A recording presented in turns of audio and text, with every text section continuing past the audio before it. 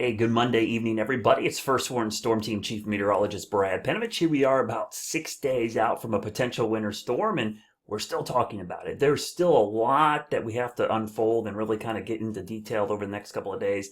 But there is some growing confidence that part of our area, and I'm highly confident, part of the Western Carolinas is going to see a winter storm. The only question is how much of the Western Carolinas and how much. And these are details that will come into clear focus, I think, over the next couple of days. But let's focus first on what we know and what we don't know. So here's a look at the water vapor loop. I love showing this because it really illustrates what's going on in the atmosphere, and I can actually see the systems that are going to come into play, the players in our winter weather event that we're planning for this weekend. This is the main southern branch energy, which is going to dive down into California. But if you look carefully up to the north, you're going to see that other piece of energy, the northern branch of the jet stream. Now, there's two branches of the jet stream. There's the southern branch and the northern branch. When they phase or work together, that's when we get our big time winter storms. Now, timing these out, you probably saw my post earlier about the two train analogy, and it really does make sense because we've got two moving pieces that are going to come together. We know they're going to come together, but how and where and all that timing is still kind of difficult. We know it's going to happen somewhere in this part of the country, but like I said, 30, 40 mile difference can make all the difference in the world on where this thing goes. But it is nice that we can at least see this system as it's entering the West Coast. And the other thing that's going to make this, I think, easier to understand here in the next couple of days is this system is not going to form over us. We're going to see this winter storm take shape, I should say, over the southwest and into the southern plains. So we'll see the track well ahead of time. It's not one of those systems that's going to form right over us. It's actually going to form to our west. So we'll have time to kind of keep an eye on it, and we should know the track much earlier than we normally would with some complicated systems that literally form as they move right over. So let's dive into what the guidance is looking at and what we do and do not know right now. All right, so we'll get right to the nuts and bolts of what's going to happen here, and at least what we know right now. So here's our system. You can see it here off the west coast. You can also see a piece of energy up here. Really, this is the cold air energy. This is the warm energy, if you will. So we got the northern and the southern branch of the jet stream. And just watch when I loop this. You can see how chaotic Mother Nature is. Overall, this kind of gives you an idea of what we're dealing with here. But as we go through time this week, you can see that storm system entering the west coast. And at the same time, notice this little bit of snow coming into Western Canada. This is the northern branch energy and really the heart of the cold air as this low moves into California. So keep an eye on those two systems as I go into the future here. And we'll go through the middle of the week and we'll get to, let's see, about Thursday here. We're going to stop this sometime around Thursday morning. I'm going to stop at Thursday morning. So we can see things kind of taking shape starting on Thursday. This is what I talked about. We'll have an idea how things form. So there's our storm system beginning to take shape. This is the Arctic high. So this is the heart of the cold air up here, which is going to be pushing into cold air. This is the key part of the system of whether we see snow, ice, or freezing rain. It's not just the track of this. It's how much of this cold air gets in ahead of the system. If you've lived in the Carolinas any length of time, you always know the best chance of snow around here, the cold air has to get here first. It's a race. If the cold air is chasing the moisture, it ain't happening. We got to get the cold air first and then get the moisture in here. So you can see it's going to be a little bit of a race here, but you do notice that the high pressure to the north is moving in quicker than the moisture, which is a good sign if you want to see snow or winter precip. You can kind of see that. The low is kind of back here, the high is ahead. Now this high was back in here or further northwest, then I would be more concerned that we're probably going to see all rain. And we might see some rain, and I'll tell you why in a minute. But the fact that the cold air is moving in, ahead of this system is definitely a sign that somebody's going to see winter weather because that sets the stage for cold air damming. So here we go. We're going into time. This is Saturday morning. And again, the timing of this seems to be slowing down. If there's one trend I can give you, it looks like this is going to be more a Saturday night into Sunday, possibly even Monday time frame, depending on how things unfold.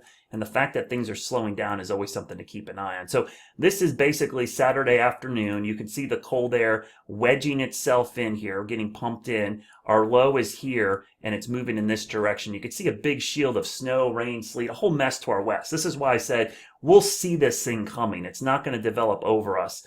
We'll go through time, and you can see, don't read into the exact location of these. Just look at the players, and I'll talk more about why subtle changes in either of these two will have big implications. But as we go into Sunday morning, this looks to be the heart of the storm. Now, the latest GFS was a little warmer, a little farther north. I wouldn't read into that. It's still early. It's going to flip-flop, and I'll show you why here in a second. That's why individual models are kind of a joke. But you can kind of see how this thing lingers into Monday and even into Tuesday next week, which is kind of weird. I don't buy that, but I do think it is slowing down overall. But you can see this is just going to be a good old-fashioned mess here in the southeast. Now, again, we'll go to the other models here just to show you why it's important to look at the track of these lows. Now, this shows you the position of the low over New Orleans, and you can see it right there. And these Arctic highs to the north are going to be really key. How strong are they, and can they push that cold air further south?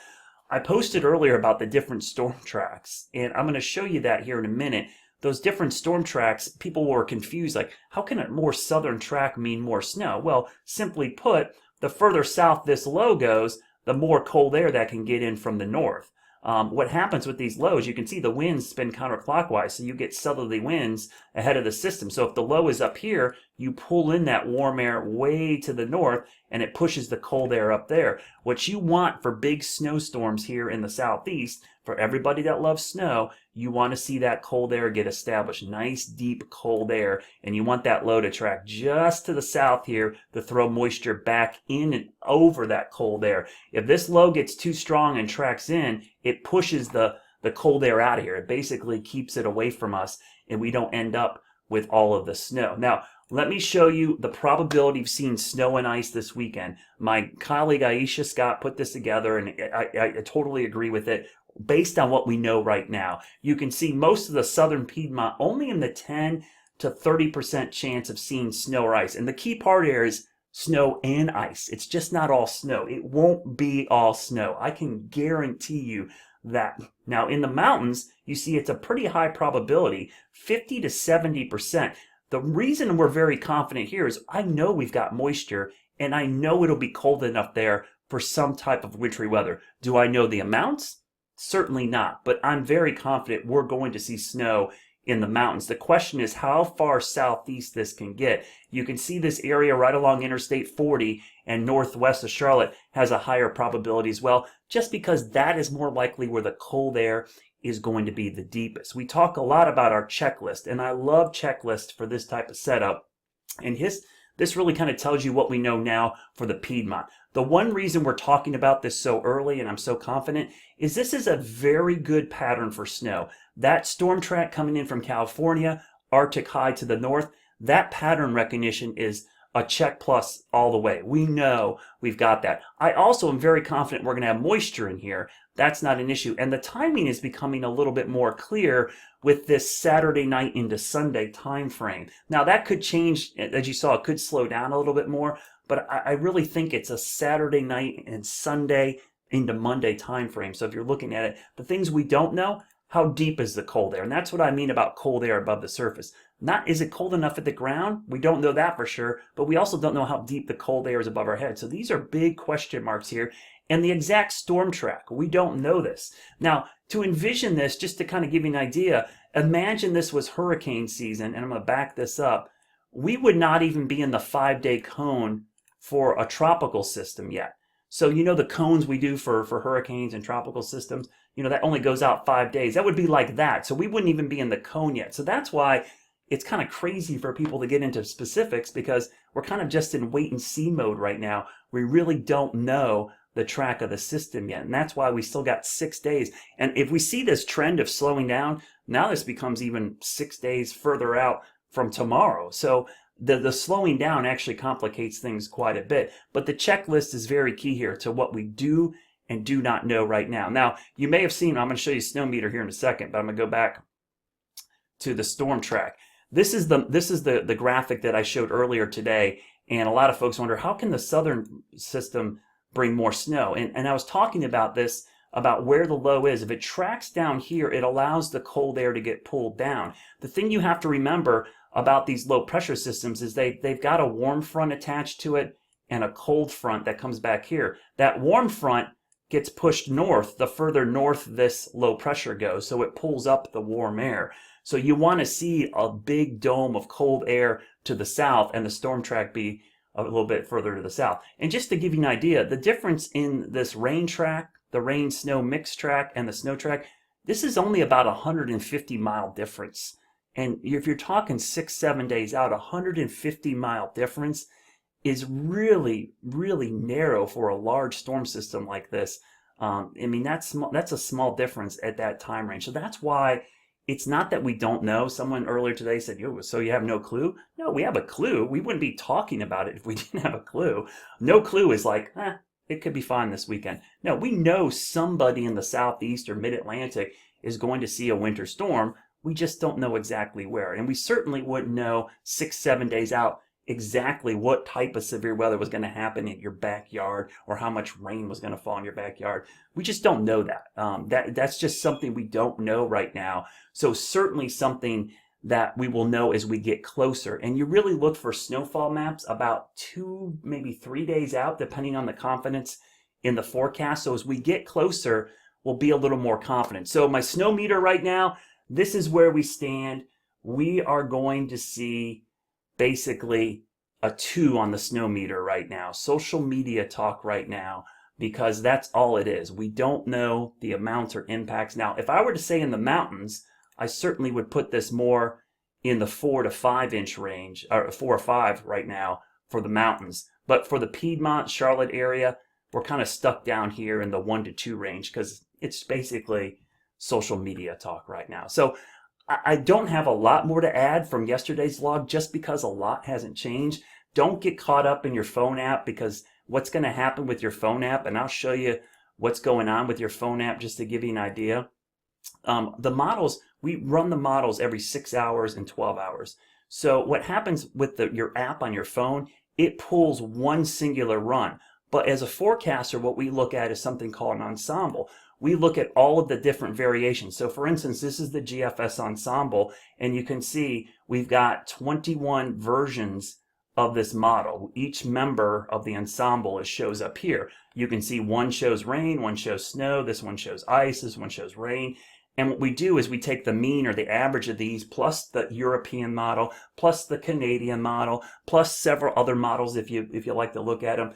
But your app on your phone, whatever app it is, and you don't know, depending on what app you have, it's picking like this one. And then the next run, it's picking this one. And the next run, it's picking this one. So what's happening is you're getting these crazy swings in your app on your phone, and that's why sometimes it shows a snowflake, sometimes it shows rain, because there's no person working on the forecast. Like for me, I wouldn't have any snow totals in an app at all right now. I would just have a wintry threat this weekend.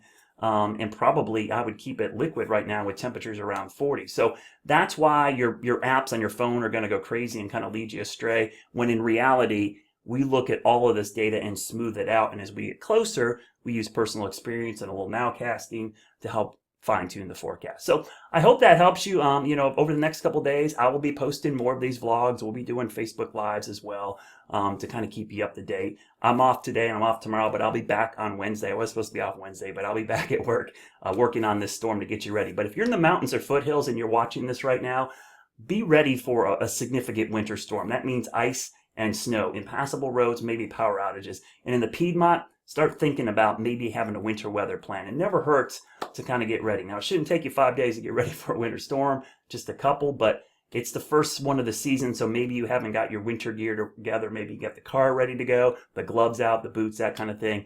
Just maybe put that in the back of your mind that, hey, I need to start getting ready for the possibility of winter weather. Hope you have a great Monday night, and stay tuned for more updates, because trust me, there will be plenty.